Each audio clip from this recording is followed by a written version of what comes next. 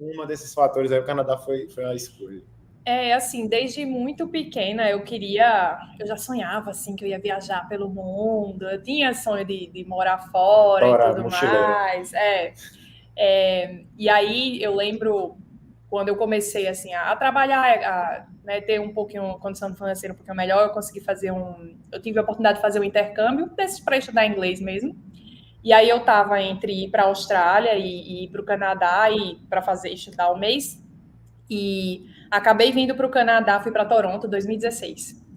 E cheguei e me apaixonei, né? Me apaixonei pelo Canadá, então já tinha vindo aqui, né? O processo de imigração era mais amigável, vamos dizer assim, e eu vi que eu disse, eu posso conseguir atingir os requisitos para conseguir imigrar direto, porque qual era a minha ideia? Eu falei, eu não quero ir para um país que eu vou chegar lá e talvez eu tenha que voltar.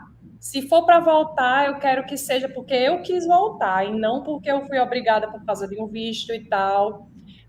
Foi quando eu descobri que existia o Express Entry, né? Era o processo de imigração na época.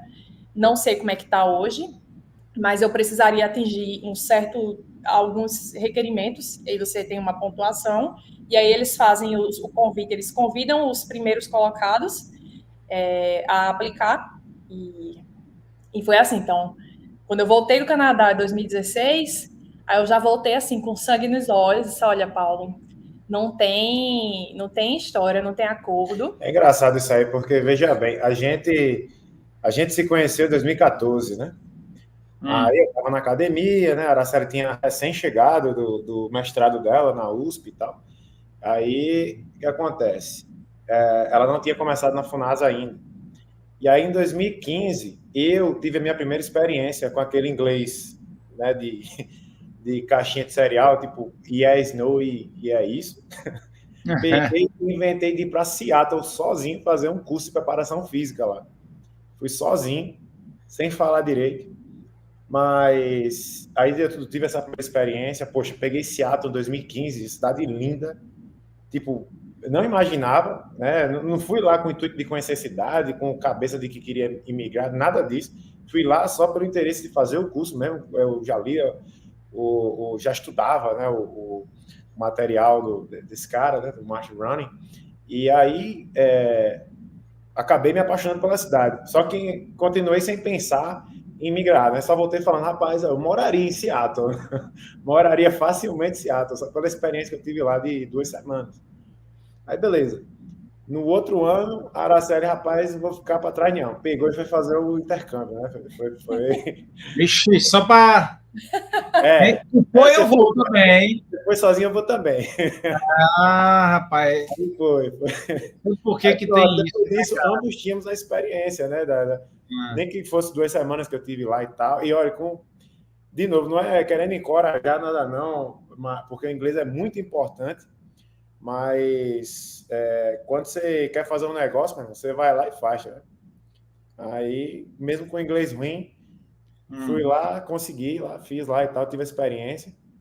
E aí acabou somando, né? Depois, no futuro, pra gente seguir aí com a Mas assim, imigração. também não foi, é que a gente está atropelando aqui a conversa, mas não foi uma decisão fácil, assim, até porque assim, eu já tinha morado fora, né? Ele falou, fui fazer meu mestrado na USP, né? Então eu saí de Alagoas, fui morar em São Paulo, uma cidadezinha chamada São Carlos. Então eu já tinha meio que uma experiência morando fora.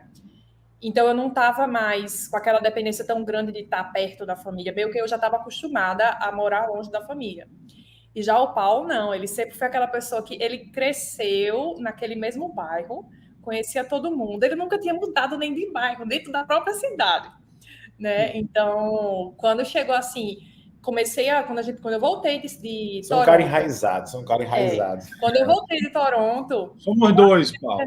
na cabeça dele, eu acho que ele ainda estava achando que, tipo, sabe aqueles sonhos que você diz assim, tipo, Eu vou dar um pulinho ali e volto. ou então, tipo, vai acontecer, pode ser que aconteça, mas você não bota muita fé.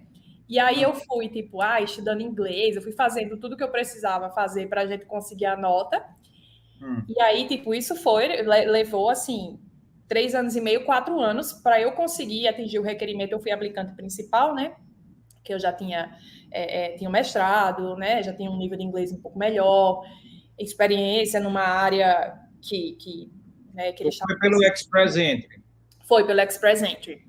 Então, várias coisas eu pontuava, né? A gente tinha 28 anos na aplicação, né? Não, na verdade, a gente aplicou, 29? eu já estava com quase 30 anos. Eu apliquei faltando um mês para eu fazer 30 anos, porque o Express Entry, novamente, eu não sei como é que está hoje. Então, na época, até 29 anos, você pegava uma pontuação máxima para a idade.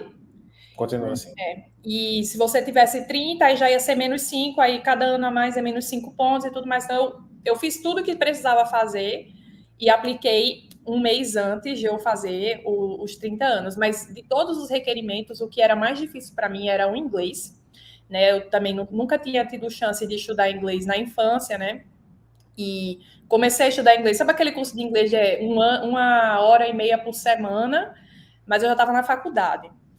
Aí era só aquele curso, assim, fiz 4 anos e meio de curso, né? Mas era só aquela gramática, mas você não tem, assim, a vivência do inglês, você não tem, o speaking não era tão bom. Então, para a nota que eu precisava para o IELTS, eu falei, agora o buraco é mais embaixo. Então, eu estudei muito sozinha, né? Primeiro eu estudei para aumentar o meu vocabulário, passei 1 ano estudando para aumentar meu vocabulário. E depois eu lembro que eu comprei um curso específico preparatório para o IELTS. Eu fiquei 4 meses, assim, focada. Fiz mais de 50 redações. E aí, fui fazer a prova em Recife. Consegui tirar a nota que precisava para a pontuação. E, nossa, quando chegou esse resultado, eu já me senti no Canadá, né? Porque era a parte mais difícil para mim era conseguir essa pontuação do inglês. E aí saiu. Quando saiu o resultado, que aí, tipo, Paulo, porra, realmente, eu vou ter que ir mesmo. Tipo, ele já baixou, assim, a moral, sabe? Do tipo, meu Deus, eu vou ficar sem os meus pais, sem meus amigos. Aí foi um período, assim, mais tenso. Eu até pensei que ele ia desistir. Eu falei, rapaz, Paulo, vamos, não desiste. Não Já estavam casados. Já estávamos casados, mas como eu falei, foi uma decisão, assim, difícil, porque ele nunca tinha mudado nem de bairro, né? Mas, assim, foi um negócio, assim, tão difícil que foi, assim, você conseguir. E a gente já ia chegar aqui com a residência permanente. Eu disse, olha, essa oportunidade não vai ser porque a gente tá com medo que vai deixar de ir. Já tá aí com a faca e o queijo na mão, com o visto de residência permanente, a gente vai. E aí, pronto, e aí viemos.